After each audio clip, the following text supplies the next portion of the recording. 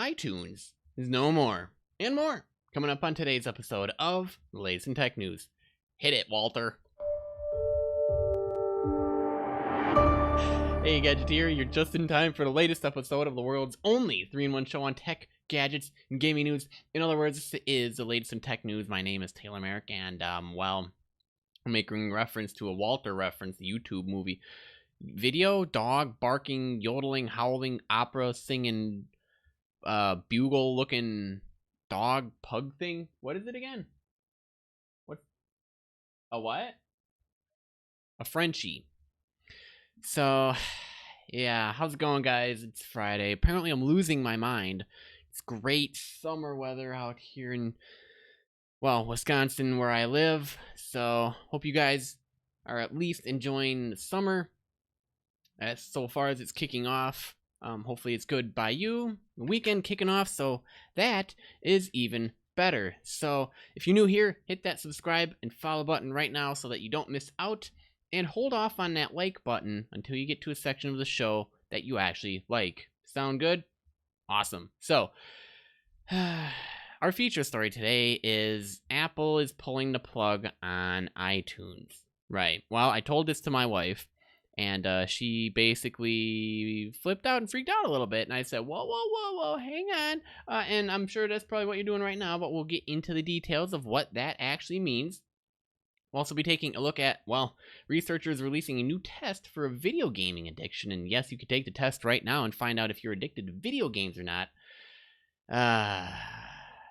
Okay, I think that expressed my thoughts sufficiently enough. Also, we'll be taking a look at The Rock and Under Armour, looking to cook up some true wireless earbuds in terms of gadget news. So we'll be taking a look at that. And in gaming news, we'll be taking a look at Warhammer Chaos Bane, a fun but familiar homage to Diablo 3. But before we get into that, did you know that 28% of IT professionals hide their career from friends and family to get out of giving free tech support?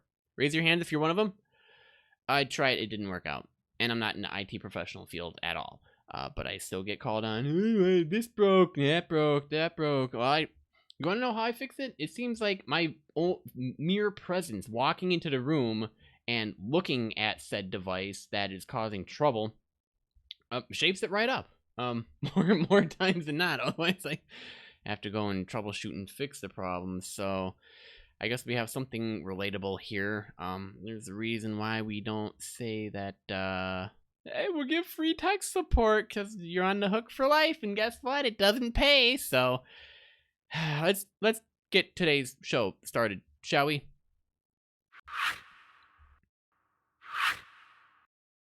All right, today in tech history. So let's see what happened in today, back in time, being that today is May 31st, 2019. On this day in 1926, BASIC language co-inventor was born. BASIC co-developer John Kameny was born in Budapest, Hungary. In his 66-year life, Kameny had a significant impact on the history of computers, particularly during his years at Dartmouth College, where he worked for Thomas Kurtz to create basic and easy-to-use programming language for his computer students. Kameny had earlier worked with John von Neumann in Los Alamos, New Mexico during the Manhattan Project years of World War II. And also on this day in history, in 1991, Sega released the video game Zero Wing for the Sega Mega Drive system in Europe. The game was never released in North America and was relatively unknown until years later when the poorly translated opening scene was popularized on the internet. And I bet you know what the famous mistranslation was. Seriously, you don't? Oh my goodness, I can add this in as a second tech fact you didn't know. All your base are belong to us.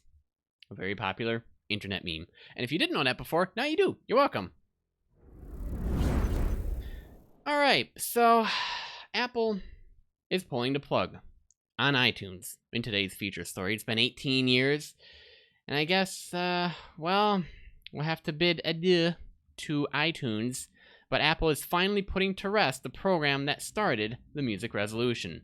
iTunes, which helped usher in the MP3 era of music, will shutter after nearly 2 decades. Bloomberg reports the tech giant will announce the iTunes shutdown at a developer conference that begins on Monday. By the way, if you're like, where are the articles for today's show? Head on over to TechNewsGadget.net and there you'll get your fill. This development has been rumored for years, as Apple subscription-based streaming services, namely Apple Music, has overtaken music downloads outside of its own music. According to the RIAA's 2018 year-end report, streaming amounted to 75% of the U.S. music industry's revenue. I'm just going to be upfront about all of this right now. This is me personally, not the author speaking. I stream my music on Spotify. Thank you. It's been over 18 years since iTunes was introduced at the 2001 Macworld Expo, offering a solution to an industry struggling with piracy. Since then, it has grown into a media behemoth, becoming a one-stop shop for users to consume media that includes music, movies, and TV. But Apple is planning to divide these different types of media by replacing iTunes with 3 new apps: music, TV, and podcasts. The company has already decentralized media on both iPads and iPhones, which offer the trio of apps. Now it's a matter of migrating Macs and MacBooks. And in case you hadn't noticed already on Apple TV itself, it's been split out there as well. So it's kind of been a work in progress up until this point, until the official announcement, at least. By portioning out its music, writes Rolling Stone's author Amy Wang, television and podcast offerings into 3 separate platforms, Apple will pointedly draw attention to itself as a multifaceted entertainment services provider, no longer as a hardware company that happens to sell entertainment through one of its many apps. So I guess it's decentralizing itself a little bit, splitting off into the important apps that we use separately amongst the other apps that we use, namely TV, music, and podcasts. I'm happy to see that podcasting is finally in its own little space and is right up there with TV and music. Isn't that incredible? Podcasting, if you didn't know about it before, you know about it now, definitely. In case you didn't know, I've been podcasting for many, many years under my own namesake. So yeah, what do you guys think about this whole iTunes announcement? You think Apple's making a smart move here? Not good move here? I actually think it's a little bit bittersweet news, but I think it probably had time in which something of this nature kind of had to sort itself out. You see, you couldn't just sit under one program, I guess, without there being bloat, and then it turning into overbloat, and then literally any kind of competition walking up and going, hey, check this out, and popping the whole thing. And then that would have been a problem. So I think it's probably them saying, might as well just break them off into their own little things. And then if somebody tries to walk up, they'll go, if we try that, it's not going to work. And if you guys are like, what is going on? I can't tell. What is he doing something? Yes, I'm recording this as a video right now, as a matter of fact. Head on over to youtube.com/TechNewsGadget. I just waved, you missed it. You can wave back. Hello. You can enjoy the video. There's articles that go along with it too. Hang on, wait, I'm posing. Hang on, guys, I'm new to this. I'm trying to figure out how to use a green screen and everything. So if you could help me out, that'd be great. Post in the comment section your thoughts. Love to hear from you guys. Okay, are you addicted to video games? I'm sure you're probably gonna say, yeah, probably, or it's a vehement no. In which case, calm down. We don't have to actually determine this for ourselves anymore. We can take a quiz on a website that'll prove it. No, it's not some Facebook quiz where you click yes and click no, and then it matches you with your celebrity crush, and then sells your information. No, we're talking about academic researchers from universities in the United Kingdom, Germany, China, and Australia, releasing a new psychological test that allows gamers to determine whether they suffer from, quote, gaming disorder, an addiction first recognized as a form of mental illness by the World Health Organization last year. Who? Right. It's exactly what I said. Who? I'm never going to be able to say that name right either. Thanks a lot, guys. Does not classify playing video games as a disorder, even in large amounts. Rather, like other types of addiction, the organization classifies gaming disorder as the playing of games to the detriment of the rest of a person's life, markedly living in a basement in your mid-upper 30s, chomping away on Cheetos and Red Bull, typically in a span extending longer than a year. The researchers have placed the gaming disorder test online for the public at, get this, do-I-play-2 with 2 O's much-videogames.com. I don't know why they couldn't just buy do-I-play-too-much-videogames.com, but hyphenate it. That's great. Who? It takes about 5 to 10 minutes to complete and provides results comparing your answers to others who took the test on a sliding scale. Because there is no cutoff score to tell you that you have the disorder, you're given an opportunity to see how you compare versus other gamers, giving you an idea of whether your playstyle is normal. A chart also provides your motivations for gaming, as seen above. Gaming gaming disorder, who says, is a pattern of gaming behavior characterized by impaired control over gaming, increasing priority given to gaming over other activities to the extent that gaming takes precedence over other industries and interests and daily activities, and continuation or escalation of gaming despite the occurrence of negative consequences, namely sleep, hunger, relationships, and having a normal life. So please get outside this summer. That's the PSA announcement that I could essentially say for today. Make sure you take some time to go outside. Put your phone down, turn it off, step on it, something. Forget about it deliberately for like an hour. Go outside, walk around, socialize with nature and people, and you'll be a more well-rounded individual. And you'll also probably feel better. And I know what you're going to say to me. Well, I just went out and it was raining outside. I'm listening to this. It's raining outside. It's cloudy. It's miserable. It's snowing. Whatever the reason is. Okay. Just go outside, please. You'll find out you'll actually enjoy it. I do. I have this weird obsession with not only like wanting to know the latest about technology and video games and gadgets and everything cool going on in the tech world. I also love being outside, going on walks, hanging out by the lakefront because we live near Lake Michigan. I can actually see it from my house. It's awesome. I love going to the lake, especially when it's nicer out. Even when it's colder out, too, I go outside. I don't have a choice. That's my profession. I'm outside all the time.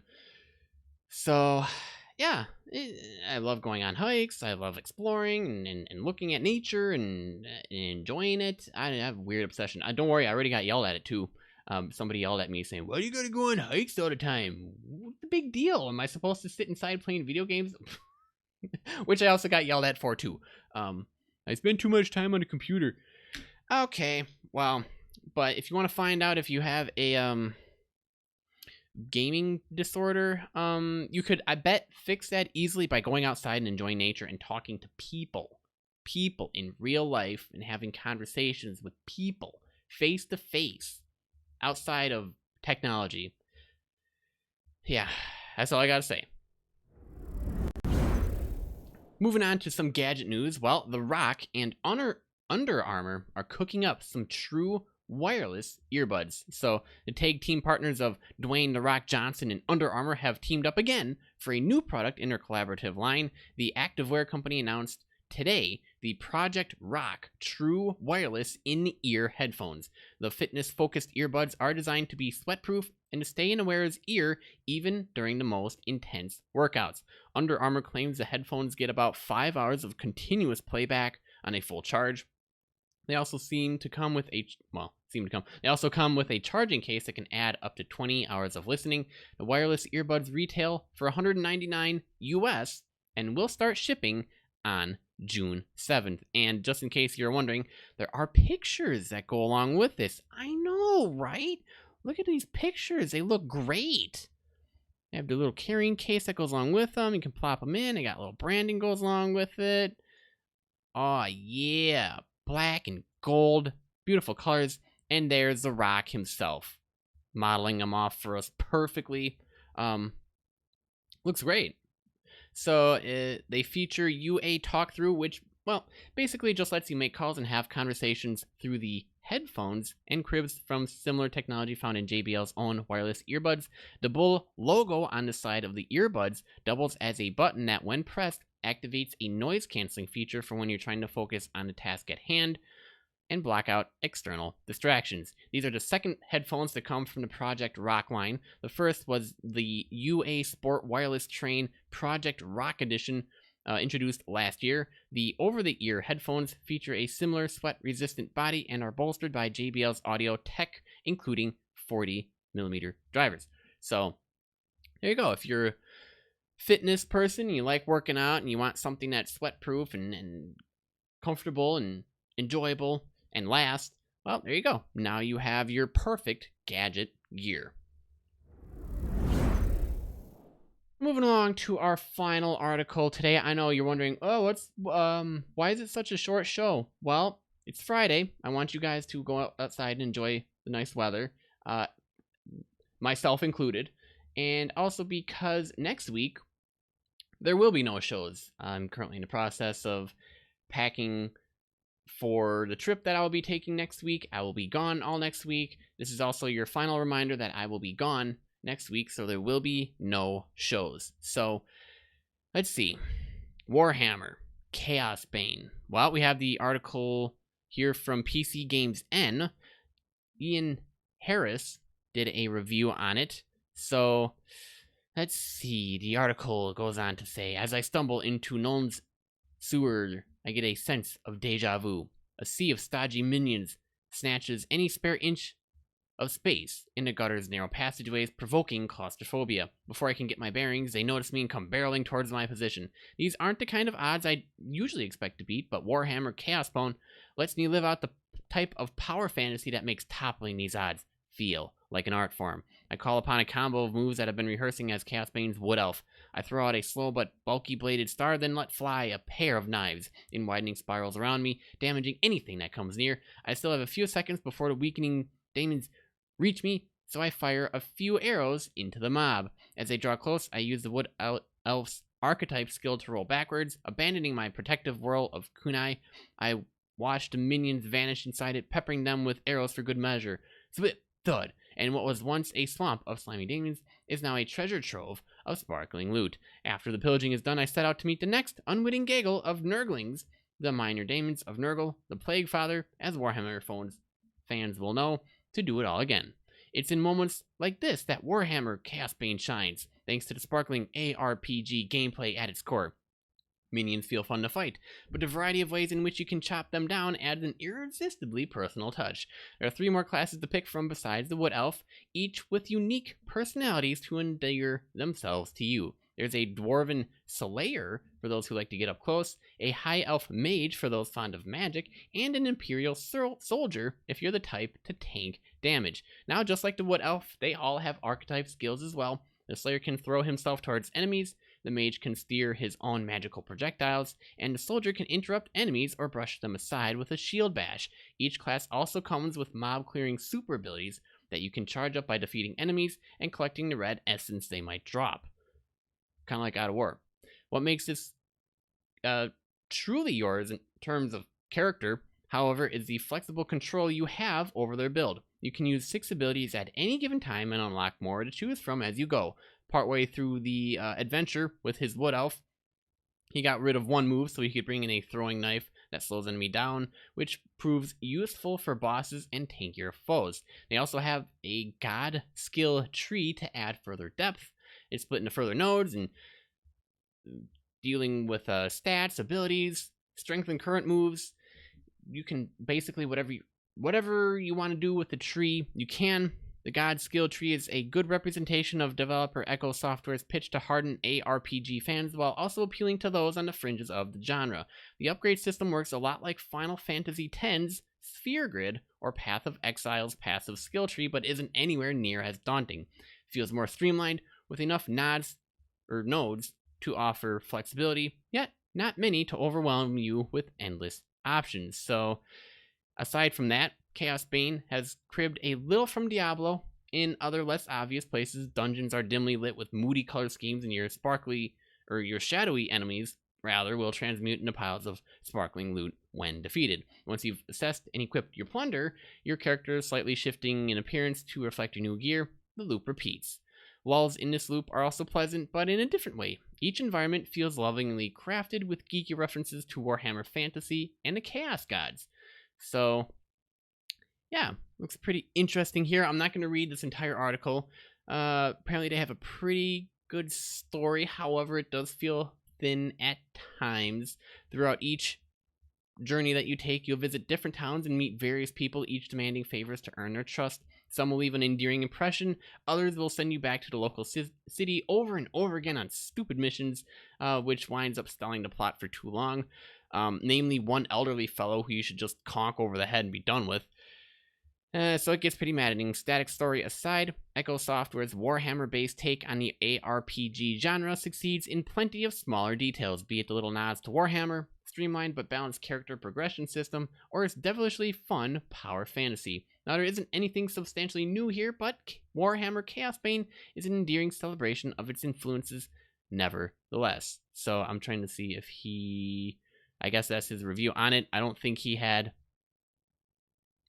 Yeah, I don't think he had like a star rating, like 4 out of 5 or 9 out of 10 or something like that. But he enjoys it. So if you guys have played Warhammer Chaosbane, what do you think? Good, bad, otherwise? Let us know down in the comment section. There might be other people interested in wanting to play this game as well. Or if you didn't want to play Warhammer Chaosbane, well, I tried to find something interesting for you guys today. The least you could say is thank you. Okay? Thank you, Taney. Oh, you're welcome. I think I'm losing it. It's been a fun, long week. I'm very much looking forward to this weekend where we can just relax. And next week, I can just go on vacation. I hope you guys make some time this summer to go on vacation yourself and you're not stuck at summer school or having to do school or work. Hopefully you were able to get some time off during the summer because it's nice to be off for a week, you know, to just enjoy life. Friends, family, nature, going around outside, maybe reading a book. Many things to do. But with that being said, that wraps up today's episode of the latest in tech news. Thanks for tuning in, guys. No episodes next week, but I will be back the following Monday. Latest in tech news can be found on every major platform, including Apple, Spotify, Google, YouTube, Stitcher, Overcast, and more. Now, if you enjoyed this episode, be sure to let us know by clicking that like button and leaving a comment. Also, double check that you are subscribed so that you don't miss the next episode. I'm your host, Taylor Merrick, and remember, for latest in tech, gadget, and gaming news, visit TechNewsGadget.net. Pretty much, keep being awesome, guys, and I'll see you on the flip side.